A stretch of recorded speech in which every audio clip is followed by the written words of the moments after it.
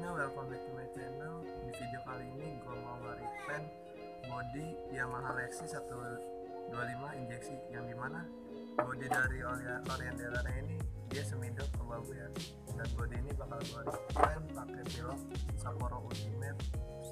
Pilox ini harganya cuma 35.000, dan menurut gue ini sangat direkomendasikan banget buat motor-motor kalian kalau misalkan lagi gabut di rumah ya. Oke, bahan-bahan Pilox yang gue gunakan ini apa aja?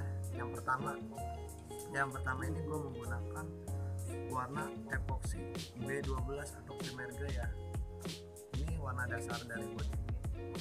Dan untuk yang kedua gue menggunakan birunya itu dasar B13, yaitu black, warna dasar dari birunya.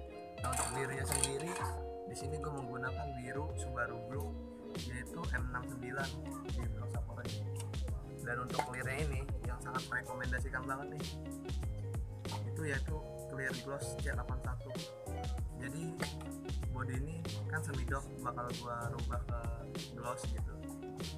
Gimana proses dan video akhirnya?